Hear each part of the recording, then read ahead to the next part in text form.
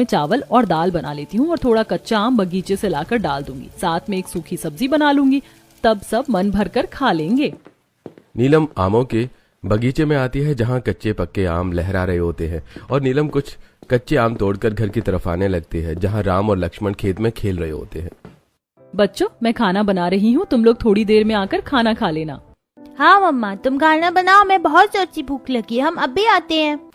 नीलम घर लौटकर दोपहर का खाना बनाने लगती है। वहीं दूसरी तरफ दोपहर में कनक नहाकर अपने बेडरूम में आती है, एक शर्ट डिजाइनर ड्रेस पहनती है और चाय और ब्रेड खाते हुए फोन में रील्स देख रही होती है। कुछ समय बाद दोपहर में बच्चे स्कूल से आते हैं।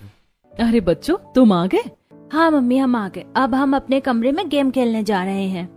अच्छा ठीक है बच्चों, मैंने तुम्हारे कमरे में तुम्हारे लिए वेफर और बिस्कुट रख दिए हैं, तुम लोग वो खा लेना। आकाश और सूरज अपने कमरे में आते हैं और वीडियो गेम खेलते हुए वेफर और बिस्किट खाने लगते हैं। शाम होती है और नीरज ऑफिस से घर आता है।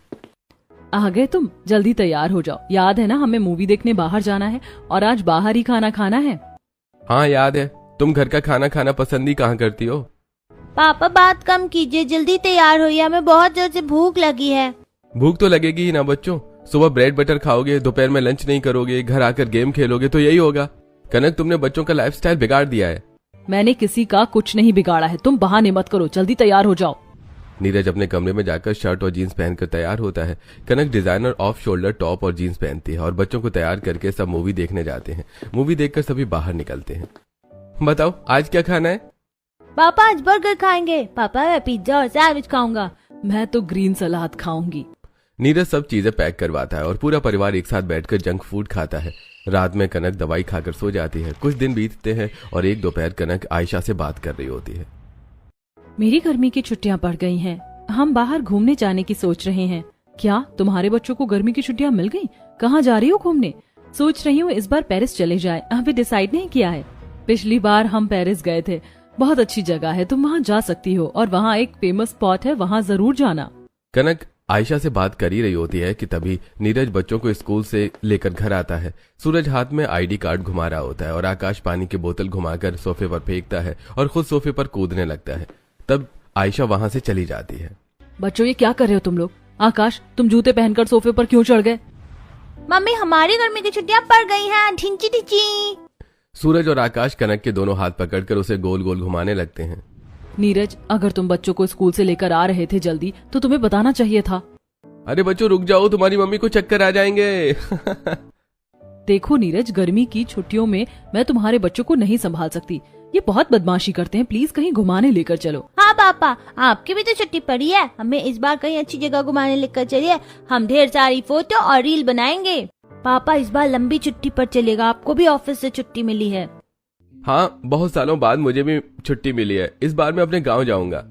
क्या गर्मी की छुट्टी में गाँव? नहीं नहीं, बिल्कुल नहीं, हम गाँव नहीं जाएंगे। हाँ पापा, हम गाँव जाकर क्या करेंगे, आप हमें न्यूजीलैंड लेकर चलिए। हाँ पापा, वहाँ बर्फ होगी, हम वहाँ खेलेंगे। अरे बच्चों, एक बार मेरे गाँव तो चलो, तुम्हें बहुत मजा आएगा, गाँव बहुत अच्छी जगह है। क्या रखा है गाँव में? धूल मिट्टी और गाय का गोबर। पापा, हमें ऐसी जगह नहीं जाना जहाँ इतनी गंदगी हो। कनक, तुम बच्चों को मत भड़काओ, मेरा गाँव बहुत अच्छा है। गर्मियों की छुट्टी में गाँव से अच्छी जगह कोई नहीं होती और ये तय है कि हम गाँव ही जाएंगे। जब से मैं शहर आया हूँ तब से एक बार भी गाँव नहीं गया, इस बार मैं गाँव ही जाऊंगा, तुम लोग तैयारी कर लो। इतना कहकर नीरज अपने कमरे में चला जाता है। ऐसे दिन बीतते हैं और अगले दिन कनक सूरज और आकाश को लेकर शॉपिंग मॉल में कपड़े खरीदने आती है। जी मैम, बताइए आपको किस तरह के कपड़े चाहिए? जी, बच्चों के लिए थोड़े डिजाइनर और फैशनेबल कपड़े दिखाइए और मेरे लिए भी गर्मियों में पहनने के लिए कुछ डिजाइनर ड्रेसेस दिखाइए। बच्चों, तुम दोनों उस अंकल के पास चले जाओ, वो तुम्हें ढेर सारे कपड़े दिखा देंगे। मैम, आप मेरे साथ आइए। सूरज और आकाश अपने कपड़े देखने लगते हैं और कनक सेल्स गर्ल के साथ अपनी ड्रेसेस देखने लगती है। ऐसे कपड़े नहीं चाहिए मुझे थोड़े खुले कपड़े चाहिए। आप कुछ ऐसा दिखाइए जो सिंगल स्टेप हो और घुटने से ऊपर तक का हो, फुल स्लीव्स नहीं चाहिए। कनक अपने लिए ढेर सारी छोटी ड्रेसेस लेती है और बच्चों के लिए भी अच्छे कपड़े और महंगे कॉस्मेटिक प्रोडक्ट्स खरीद कर घर लौटती है। तुमने मेरे लिए कपड़े खरीदे या नहीं? पापा देखो, हमने अपने लिए कितने सारे कपड़े खरीदे। अरे बच्चों, पापा के लिए भी कपड़े खरीदे, वो भी दिखाओ। गाँव में मुझे कपड़ों की क्या जरूरत है, तुम लोग अपने कपड़े रख लो, मेरे लिए बस 3 जोड़ी काफी है। अच्छा ठीक है, किसी का तो लगेज कम है। वैसे तुमने टिकट करवाई? हाँ, और इस बार मैंने बस के टिकट कराए हैं। बच्चों, तुम्हें बस में बहुत मजा आएगा। ऐसे दिन बीतता है और अगले दिन सुबह तेज धूप में पूरा परिवार बस पकड़कर गांव के लिए रवाना होता है। रास्ते में बच्चे खिड़की से झील, पेड़ और कई तरह के पक्षी देखते रहते हैं। पापा एरोप्लेन में तो सिर्फ बादल दिखते हैं, तो कितने सारे पेड़ और अलग अलग बर्ड्स दिख रहे हैं। अरे बच्चों, अभी तो गांव आया भी नहीं है, एक बार गांव चलो फिर देखना। हाँ बच्चे, एक बार गांव चलो, वहाँ तेज धूप में तंदूर बन जाओगे। पूरा परिवार सुबह 6 बजे गांव के बस स्टॉप पर उतरता है। तेज धूप में सूरज चमक रहा होता है। कनक व्हाइट कलर की शॉर्ट वन पीस, सनग्लासेस और व्हाइट हैट पहनकर खड़ी होती है। आहा, गांव की ताजी खुशबू, ये खुशबू सिर्फ गांव में ही मिल सकती है। पापा आपको कौन सी ताजी खुशबू आ रही है? हमें तो बदबू आ रही है। बच्चों, ये गाय के गोबर और मिट्टी की खुशबू है। नीरज, मैंने कहा था ना बच्चों को यहाँ मत लाओ, मेरे बच्चों को इन्फेक्शन हो जाएगा। पापा आप हमें इस धूल मिट्टी में क्यों लेकर आए? आप हमें वापस ले चलिए। अरे बच्चों, ये वही धूल मिट्टी है जिसमें तुम्हारे बाप दादा खेलकर बड़े हुए हैं। इसी ने मुझे ताकत दी है कि अकेले शहर आया और आज तुम अच्छे स्कूल में पढ़ रहे हो। अब जल्दी से घर चलो, दादा दादी इंतजार कर रहे हैं। तेज धूप में सभी पैदल गांव की तरफ चलते हैं और गांव की औरतें कनक को घूर कर देखने लगती हैं। अरे वो देखो, शहरी तितलियां आई हैं। ये शहरी औरतें कपड़े क्यों पहनती हैं? जो ढका होना चाहिए वो खुला है और आंखें खुली होनी चाहिए तो वो ढका है। बड़े अजीब लोग हैं शहर में। ये लोग मुझे ऐसे क्यों घूर रहे हैं? अरे गांव आई हो और ऐसे कपड़े पहने हैं तो लोग देखेंगे ही। अब जल्दी घर चलो। पूरा परिवार अपने गांव के पुश्तैनी घर में पहुंचता है, जहां आंगन में नीलम तुलसी के पौधे पर जल चढ़ा रही होती है। भाभी देखो, आपका देवर अपनी देवरानी को लेकर आया है। अरे देवर जी, देवरानी जी, बच्चों रुकिए, मैं अभी सभी को बुलाती हूँ। माँ जी, पापा जी, देखिए देवर जी और देवरानी जी आए हैं। नीलम की आवाज सुनकर शारदा और रामलाल घर के अंदर से बाहर आते हैं और शारदा आरती की थाली लेकर आंगन में पहुंचती है। अरे नीरज, कितने दिन लगा दिए तूने शहर से गांव आने में? अरे हाँ मेरे बच्चे, मुझे तो लगा तू हमसे मिलना ही नहीं चाहता। अरे शारदा, जल्दी आरती उतारो, मुझे अपने पोतों को गले लगाना है। You, it's so disgusting. अरे नीरज, ये बहू अंग्रेजी में क्या बोल रही है? नहीं पापा, कुछ नहीं, बस तारीफ कर रही है। क्यों नीरज, अब तो इतना बड़ा हो गया कि अपने बाप से झूठ बोलेगा? हमें अंग्रेजी नहीं आती तो क्या हुआ, चेहरा तो हम भी पढ़ लेते हैं। और बहू, ये किस तरह के कपड़े पहने हैं? जानती हो ना ये गांव है। मुझे कोई शौक नहीं था आपके गांव में आने का। आपका बेटा मुझे और मेरे बच्चों को जबरदस्ती लेकर आया। अब बस मुझे ये बताइए, मेरा कमरा कहाँ है जहाँ मैं आराम कर सकूं? नीरज, मेरे बगल वाला कमरा मैंने साफ करवा दिया है। लाइन से 3 कमरे खाली हैं, जो पसंद आए वो ले लो। शारदा, कनक, नीरज और बच्चों की आरती उतारती है। नीरज राघव के साथ गांव घूमने निकल जाता है और कनक तुरंत अपने कमरे में चली जाती है और मिनी बैटरी फैन से खुद को हवा करने लगती है। इस नीरज को भी पता नहीं क्या चुल मची थी गांव आने की। खुद तो बाहर घूम रहा है और मुझे यहाँ छोड़ दिया। मम्मी, सुबह से इतनी धूप थी, अब तो धूप और तेज हो गई है। बच्चों, मुझे पता था गांव में इतनी तेज धूप होती है, इसीलिए मैं 4 डब्बे ठंडे पाउडर लेकर आई हूँ। बिना पाउडर लगाए तुम लोग बाहर मत निकलना। कनक बच्चों को पाउडर लगाती है और दोपहर में नहाकर स्कर्ट और क्रॉप टॉप पहनकर हॉल में आती है, जहां रामलाल और गांव के बुजुर्ग बैठे होते हैं, जो कनक को देखकर खांसने लगते हैं। एक तो गांव में इतनी गर्मी है, ऊपर से मुझे अब तक किसी ने चाय भी नहीं दी। मुझे चाय मिलेगी? और पापा जी को कोई पानी दो, इन्हें खांसी आ रही है। देवरानी जी, पापा जी को खांसी नहीं आ रही है। खांसी नहीं आ रही तो खांस क्यों रहे हैं? देवरानी जी, आपने इतनी छोटे कपड़े क्यों पहने हैं और गला भी दिख रहा है, इसीलिए वो खांस रहे हैं। आप कपड़े बदल कर आइए। होंगी आप मेरी जेठानी, पर आप जैसी गांव की गवार को मेरे कपड़ों पर कुछ कहने की जरूरत नहीं है। खुद के कपड़े देखें, एक सूती साड़ी लपेटी हुई है, मैं तो ऐसे ही कपड़े पहनूंगी। खाने का समय होता है और पूरा घर परिवार साथ बैठता है। नीलम सभी को मिट्टी के बर्तनों में खाना परोसती है। अब क्या मैं मिट्टी के बर्तन में खाना खाऊंगी? मुझे खाना खाना है, मिट्टी नहीं। अगर हम इसमें खाना खाएंगे तो हमारे पेट में मिट्टी चली जाएगी। अरे नहीं बच्चों, ऐसा कुछ नहीं होगा। हम वर्षों से मिट्टी के चूल्हे पर ही खाना बना रहे हैं, खा रहे हैं और मिट्टी के बर्तन में ही खाना खाते हैं। इसलिए मुझे गांव पसंद है। यहाँ टेक्नोलॉजी इतनी हाईफाई हो गई है और ये लोग अभी भी मिट्टी के चूल्हे पर खाना बनाते हैं और मिट्टी के बर्तन में खाना खाते हैं। छी, बस आराम खोजते हैं गांव के लोग। अच्छा नीलम, तेरी शहरी देवरानी को मिट्टी के चूल्हे पर खाना बनाना आसान लगता है। हाँ, तो इसमें कौन सी बड़ी बात है? इससे ज्यादा मुश्किल काम मैं करती हूँ। अच्छा ठीक है बहू, इसी बात पर तू एक बार मिट्टी का चूल्हा जला कर दिखा दे। चल आंगन में। शारदा कनक को लेकर आंगन में आती है, जहाँ मिट्टी का चूल्हा रखा होता है और आसपास पड़ोसी भी खड़े होते हैं। हाँ, बस यही चूल्हा जलाना है, अभी जला देती हूँ। कनक लकड़ी डालकर माचिस की तीली जलाती है, लेकिन चूल्हा नहीं जलता। देवरानी जी, तीलियों से लकड़ी नहीं जलेगी, कागज से जलाइए तब आग टिकेगी। मुझे पता है, मुझे मत सिखाइए। कनक कागज लगाकर चूल्हे को जलाती है, जिससे धुआं निकलने लगता है और कनक खांसने लगती है। मैं नहीं कर, ये बेकार काम। मैं टेक्नोलॉजी के साथ चलती हूँ। एक बटन दबाने से गैस चूल्हा जल जाता है। ये फालतू काम आप ही कीजिए। अरे नीलम, तेरी शहरी देवरानी तो बड़ा बोल रही थी, गांव का चूल्हा भी नहीं जला पाई। सभी औरतें कनक पर हंसने लगती हैं और कनक गुस्से में अपने कमरे में चली जाती है। ऐसी दिन बीतता है और अगले दिन कनक अपने कमरे में बच्चों से बात कर रही होती है। बच्चों, क्या तुम्हें यहाँ गांव में अच्छा लग रहा है? नहीं मम्मी, यहाँ आइसक्रीम बर्गर पिज्जा कुछ नहीं, हमें बिल्कुल अच्छा नहीं लग रहा। तो जाओ अपने पापा से कहो कि हमें कहीं और लेकर चलें या वापस घर चलें। सूरज और आकाश घर के बाहर आते हैं, जहाँ नीरज धोती कुर्ता और पगड़ी पहनकर कुछ लोगों से बात कर रहा होता है। अंकल, आपने मेरे पापा को देखा? वो आप लोगों के साथ ही बातें करते हैं ना? अरे बच्चों, मैं ही तुम्हारा पापा हूँ, पहचान नहीं रहे हो क्या? पापा, ये क्या गवार जैसा हुलिया बना रखा है, हम यहाँ नहीं रहना चाहते, हमें वापस ले चलिए। बच्चों, ये गवारों वाला हुलिया नहीं है, ये हमारे गांव के कपड़े हैं। अभी तो तुम आई ही हो, जाओ अपने भाइयों के साथ खेलो और गांव घूमो, फिर बताना कैसा लगा। आओ मेरे साथ खेलो, बहुत मजा आएगा। नहीं नहीं, तुम लोग मिट्टी में खेलो, हम नहीं खेलेंगे, हम अभी नहा कर आए हैं। नहा कर तो हम भी आए हैं, चलो फिर से नहाने चलते हैं। राम और लक्ष्मण अपने दोस्तों के साथ नदी में नहाने चले जाते हैं और सूरज और आकाश खड़े होकर देखते रहते हैं। तभी नीलम और कनक पीछे से पहुंचती हैं। अरे तुम लोग दूर खड़े क्या देख रहे हो, आओ हमारे साथ नहाओ। देवरानी जी, आप भी नदी के ठंडे पानी में नहा लीजिए, बहुत मजा आएगा। छी, इस नदी में लोग अपने भैंस नहला रहे हैं, इतने सारे लोग साथ में नहा रहे हैं और वहीं जूठे बर्तन भी धो रहे हैं। मैं नहीं नहाऊंगी इस नदी में और ना ही मेरे बच्चे नहाएंगे। बच्चों, तुम लोग घर जाओ, राम और लक्ष्मण की बात मत सुनना। कनक के कहने पर आकाश और सूरज घर की तरफ चले जाते हैं और कनक नीलम के साथ गांव के बाजार में सब्जियां खरीदने आती है। देवरानी जी, आपको बच्चों को नहीं भगाना चाहिए था, बच्चों को तो कम से कम नहाने देती। जेठानी जी, आप जैसे गंवार को मुझे सिखाने की जरूरत नहीं है। मैं इस गांव में किसी को जानती नहीं हूँ और घर बैठकर बोर हो गई थी, इसीलिए आपके साथ आ गई हूँ। अब चुपचाप सब्जियां खरीदिए और मुझे परेशान मत करिए। तभी कनक को शॉर्ट ड्रेस पहने देखकर गांव की कुछ औरतें नीलम के पास आती हैं। नमस्ते काकी, नमस्ते ताई। क्यों नीलम, तूने इतनी बढ़िया सूती साड़ी पहनी और अपनी देवरानी को बच्चों के कपड़े पहना दिए? तू नहीं चाहती क्या तेरी तरह इसकी भी तारीफ हो? अरे अपनी देवरानी को भी गर्मी में सूती साड़ी पहना ताकि ये भी आराम से गांव में गर्मियों की छुट्टी का मजा ले सके। ओह हेलो ओल्ड लेडीज, तुम्हें मुझे सिखाने की जरूरत नहीं है, मैं अपनी डिजाइनर ड्रेस ही पहनूंगी। तुम लोगों की तरह ये सस्ती सूती साड़ियां मैं नहीं पहनती, अंडरस्टैंड? और जेठानी जी, मुझे आपके साथ घूमना ही नहीं है। आपके लो स्टैंडर्ड की वजह से कुछ लोग मुझे लो स्टैंडर्ड समझकर ज्ञान देने आ जाते हैं। इतना कहकर कनक मुंह ऐंठ कर अपने घर की तरफ चली जाती है और ऐसे ही कुछ दिन बीतते हैं।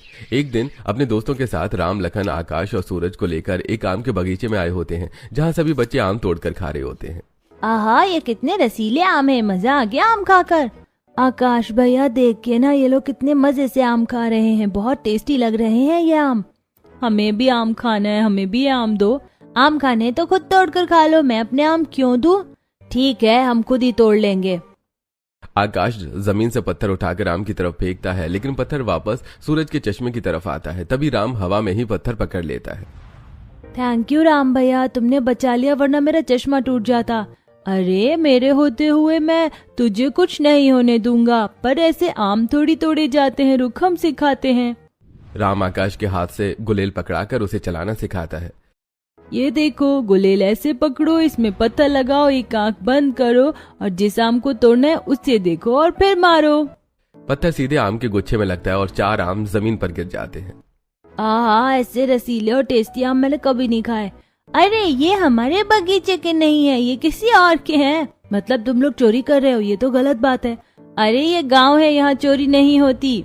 अरे बच्चों, इसमें चोरी की कौन सी बात है? अरे बगीचे के आम हैं, मेरे बच्चे ही खा रहे हैं, आराम से खाओ जितना मन करे। ऐसे कुछ दिन बीतते हैं और राम लक्ष्मण रोज आकाश और सूरज को अपने साथ गांव घुमाने ले जाते हैं। एक दिन राम और लक्ष्मण मिट्टी से खिलौने बना रहे होते हैं। तुम लोग इतनी गंदी मिट्टी में क्या कर रहे हो, इन्फेक्शन हो जाएगा। तुम लोग कितने लल्लू पिल्लू हो, कुछ नहीं होगा, देखना इस मिट्टी से हम कितना सुंदर घोड़ा बनाएंगे। थोड़ी देर में राम और लक्ष्मण मिट्टी से घोड़ा, हाथी और कई तरह के खिलौने बना देते हैं। ये तो बहुत सुंदर लग रहे हैं, तुमने ये कैसे बनाए? अरे बहुत आसान है, आओ हमारे साथ बैठो, हम सिखाते हैं। राम और लक्ष्मण आकाश और सूरज को मिट्टी के खिलौने बनाना सिखाते हैं और धीरे धीरे आकाश और सूरज गांव के बच्चों के साथ घुलने मिलने लगते हैं। और एक दिन कनक टॉप शर्ट पैंट पहनकर गांव के मैदान में आती है, जहां आकाश और सूरज गांव के बच्चों के साथ कबड्डी खेल रहे होते हैं। वहीं नीरज गांव के कपड़े में राघव और अपने दोस्तों के साथ बैठे बात कर रहा होता है। आओ आओ, पकड़ो पकड़ो, नहीं पकड़ पाओगे तुम लोग, हम लोग कबड्डी में बहुत माहिर हो गए हैं। हे भगवान, इन गांव के आवारा बच्चों ने मेरे बच्चों को क्या बना दिया है। धूल मिट्टी में कबड्डी खेल रहे हैं। आकाश और सूरज, यहाँ आओ। कनक की आवाज सुनकर आकाश और सूरज दोनों धूल में सने हुए कनक के पास आते हैं। सूरज ने चश्मा नहीं पहना होता है। तुम्हें मैंने मना किया था ना गांव के इन आवारा बच्चों के साथ खेलने से। और सूरज, तुम्हारा चश्मा कहाँ है? मम्मी, आप मुझे चश्मे की जरूरत नहीं पड़ती, अब मुझे बिना चश्मे के सब दिखता है। क्या? अरे बेवकूफ, सच सच बोलो, कहीं इन्होंने तुम्हारा चश्मा तोड़ तो नहीं दिया? नहीं मम्मी, चश्मा कमरे में रखा है। अब जल्दी बताओ, हमें क्यों बुलाया? हमें फिर से खेलने जाना है। बच्चों, तुम्हें ये गांव पसंद नहीं है ना, तो अपने पापा से कहो कि घर चले। पूरी गर्मी की छुट्टियां हम यहाँ बर्बाद नहीं कर सकते। नहीं मम्मी, हमें घर नहीं जाना, हम तो गर्मी की छुट्टियां गांव में ही बिताएंगे। हाँ मम्मी, तुम लोग हमारे स्कूल भी गांव में ही लगवा दो, हम यहीं रहेंगे। सूरज और आकाश की बात सुनकर कनक और परेशान हो जाती है। ऐसे ही एक दिन पूरा परिवार हॉल में बैठकर बातें कर रहा होता है, जहाँ कनक शॉर्ट ड्रेस पहनकर आती है। नीलम, तू अपनी देवरानी को समझाती क्यों नहीं? देखो देखो, शॉर्ट ड्रेस पहनकर सबके सामने आ गई है, नीचे कुछ पहना ही नहीं है। ये शॉर्ट ड्रेस है और ये इतना ही होता है। देवरानी जी, ऊपर से तो पूरी ढकी हैं आप, नीचे थोड़ा और लंबा होता तो ठीक रहता। अरे देखो, गांव में एक लड़की की शादी है, हमारा पूरा परिवार आमंत्रित है, हमें उसमें जाना है। सभी अच्छे कपड़े पहनना। छोटी बहू बड़ी बहू की जिम्मेदारी है कि अपनी देवरानी को साड़ी या लहंगा पहना कर ले आए, समझी? इतना कहकर रामलाल वहां से चले जाते हैं। सभी अपने अपने कमरे में चले जाते हैं। शाम होती है। नीलम कनक के कमरे में आती है, जहां कनक अलमारी के पास खड़ी होती है। देवरानी जी, आप क्या पहनने वाली हैं? मैं आपको क्यों बताऊं मैं क्या पहनूंगी? मैंने सुना पापा जी ने कहा लहंगा पहनना है, तो मैं लहंगा ही पहन रही हूँ। अब आप जाइए, मुझे ज्ञान नहीं चाहिए। शुक्र है आपको पापा जी की बात समझ में आई। कोई अच्छा सा लहंगा पहनकर देवर जी के साथ आ जाइएगा। मैं पहले ही वहाँ जा रही हूँ, बहुत काम है। इतना कहकर नीलम चली जाती है। थोड़ी देर बाद गांव की बेटी की शादी में पूरा परिवार हाथ बटा रहा होता है। तभी कनक डिजाइनर साड़ी में शादी में आती है। साड़ी में लंबा कट होता है, जिससे एक पैर दिख रहा होता है। ऊपर बैकलेस ऑफ शोल्डर ब्लाउज होता है। छी छी छी छी छी, अरे ये कैसी लड़की आ गई है शादी में? अगर ये यहाँ रही तो मैं शादी नहीं करवाऊंगा। अरे रामलाल, तेरी शहर की बहू जब से गांव आई है तब से ऊट पटांग कपड़े पहन रही है, और आज इसकी हिम्मत देखो, गांव की बेटी की शादी में ऐसे कपड़े पहनकर आ गई। अरे तुम लोग अपनी बहू को लेकर इस शादी से चले जाओ, हमारे गांव की इज्जत खराब मत करो। अरे आप लोग नाराज मत होइए, मेरी बहू से गलती हो गई। अरे गलती नहीं है, आदत बन चुकी है भाई। नीलम, गांव की बेटी की शादी रुके इससे पहले अपनी शहरी देवरानी को यहाँ से लेकर जाओ। पूरा परिवार बेइज्जत होकर घर लौट आता है। बहू, मैंने तुम्हें जिम्मेदारी दी थी, तुम उसे ठीक कपड़े नहीं पहना पाई। माफ कर दीजिए पापा जी, मुझसे गलती हो गई। ये झूठ क्यों बोल रही है? आज हमारे गांव के साथ दूसरे गांव में भी हमारी मिट्टी पलीत हो गई। अरे गर्मियों की छुट्टी में तुम्हारी शहरी देवरानी को बुलाना ही नहीं चाहिए था। तभी अपने अपने कमरे में चले जाते हैं। वहीं कनक को अपनी गलती का एहसास होता है। नीरज, तुमने देखा ना, सभी ने मेरी कैसे बेइज्जती की। मुझे नहीं रहना इस गांव में, हम कल ही शहर जाएंगे। किसी ने तुम्हारी बेइज्जती नहीं की, तुमने हरकत ही ऐसी की है। और मैंने कहा था ना, अगर बच्चों को गांव पसंद आ गया तो मैं पूरी गर्मी की छुट्टियां यहीं बिताऊंगा। तो मैं अपने बच्चों के साथ गर्मियों की छुट्टियां यहीं बिताऊंगा। अच्छा, तुम बाहर घूमोगे और मैं कमरे में बंद रहूंगी? हरगिज नहीं। तभी सूती साड़ी पहने मिट्टी की थाली में खाना लिए नीलम कमरे में आती है। आप दोनों लड़िए मत और खाना खा लीजिए। बंद करो ड्रामा। तुम खुद को ओवर स्मार्ट समझती हो। पापा जी से झूठ बोलकर सबके सामने अच्छा बनना चाहती थी। नहीं देवरानी जी, आप गर्मियों की छुट्टियों में गांव आई हैं। अगर आपको पापा जी डांटते तो अच्छा नहीं लगता, इसीलिए मैंने झूठ बोला था। तुम जैसी अनपढ़ गवार ये साड़ी पहनने वाली मुझे समझाएगी? देवरानी जी, आप शहर से आई हैं, इसीलिए आपको गांव के तौर तरीके पुराने और गंवार लगते हैं। लेकिन असलियत ये है कि आप हमारी भारतीय संस्कृति को भूल रही हैं। ये साड़ी सिर्फ कपड़ा नहीं है, ये हर भारतीय महिला की पहचान है। और हमारे गांव में ऐसी टेक्नोलॉजी है जो आपके शहर में भी नहीं मिलेगी। ऐसी कौन सी टेक्नोलॉजी है तुम्हारे गांव में जो हमारे शहर में नहीं है? आज तक आपने मेरे साथ पूरा गांव घूमा ही नहीं है। कल एक दिन मेरे साथ चलिए, आपको समझ आ जाएगा कि हमारे गांव में क्या है और इस सूती साड़ी की क्या कीमत होती है। ठीक है, देखती हूँ तुम्हारे गांव में क्या दिखाने लायक है। मैं भी चलूंगी, देखती हूँ तुम्हारी बातें कितनी सच्ची हैं। नीलम हल्की मुस्कान के साथ कमरे से बाहर चली जाती है। रात धीरे धीरे गांव पर उतरती है और अगले दिन की सुबह हल्की धूप के साथ शुरू होती है। नीलम कनक के कमरे में आती है, जहां कनक एक शॉर्ट ड्रेस में तैयार खड़ी होती है। देवरानी जी, कल इतना बड़ा ड्रामा हुआ और आज फिर ऐसे कपड़े। ज्यादा हीरोइन मत बनो, सिर्फ आज के लिए मैं तुम्हारे साथ घूमूंगी। अब चलो, कहाँ चलना है? कनक तेज धूप में नीलम के साथ गांव के बाहरी हिस्से की तरफ निकल पड़ती है और दोनों एक खुले मैदान में पहुंचती हैं, जहां कुछ औरतें सूती साड़ी बना रही होती हैं। यहाँ क्यों लाई हो मुझे? और ये सब औरतें क्या कर रही हैं?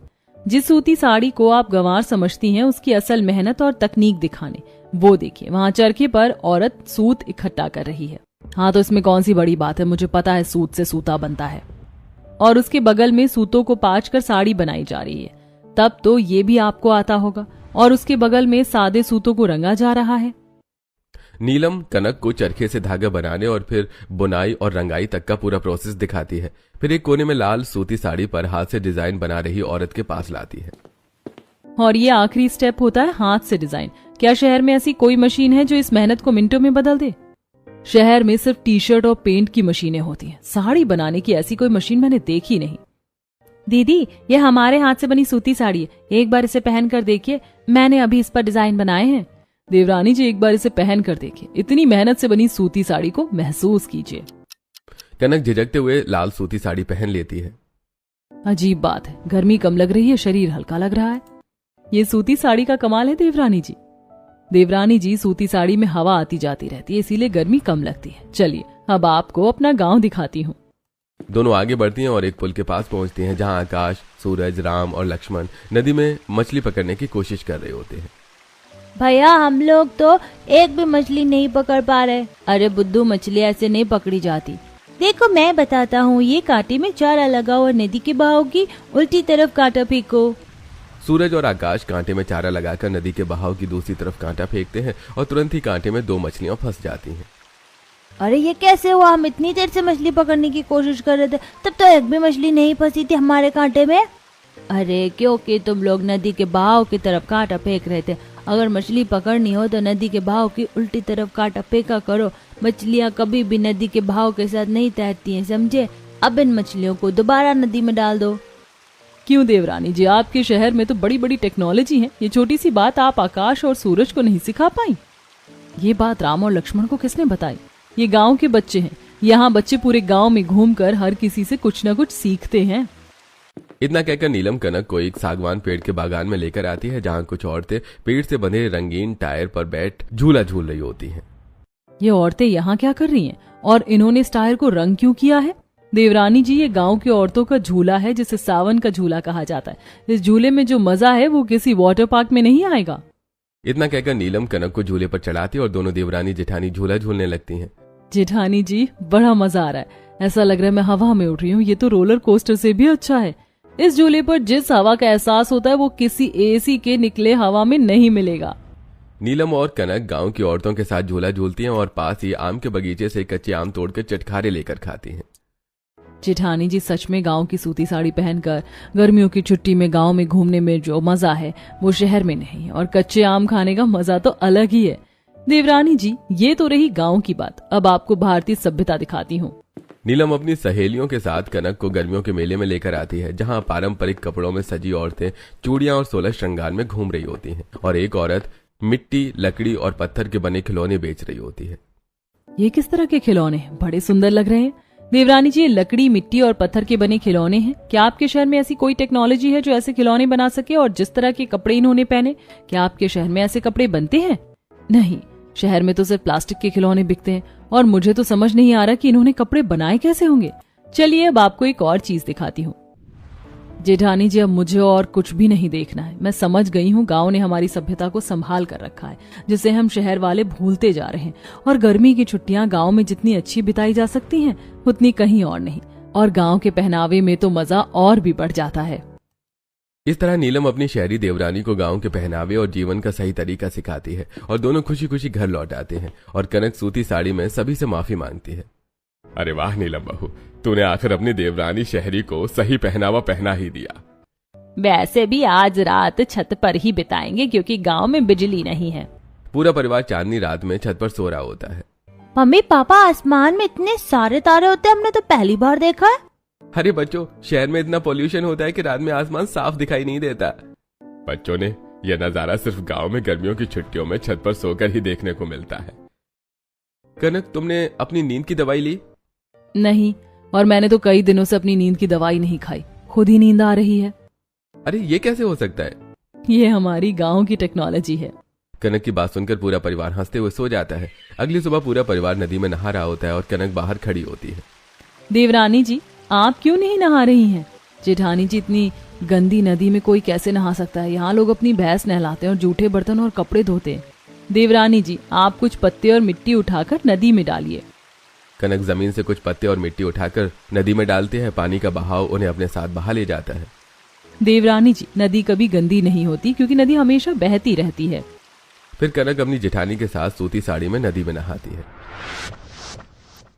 और इस तरह हमने अपनी गर्मियों की छुट्टियां गांव में बिताई और हमने वो सीखा जो हम शहर में कभी नहीं सीख पाते। हमने हवा से, बारिश और सूरज से समय का पता लगाना भी सीखा। इतना कहकर आकाश और सूरज राम और लक्ष्मण के साथ बनाई मिट्टी, लकड़ी और पत्थर के खिलौने और सूर्य घड़ी स्टेज पर लाते हैं। ये सब देखकर स्कूल बच्चों को ट्रॉफी देता है और अब नीलम अपने गांव वापस लौट जाती है। अगर आपको वीडियो पसंद आए तो लाइक करें और चैनल को सब्सक्राइब जरूर करें ताकि आपको हमारी नई नई वीडियो सबसे पहले देखने को मिलें।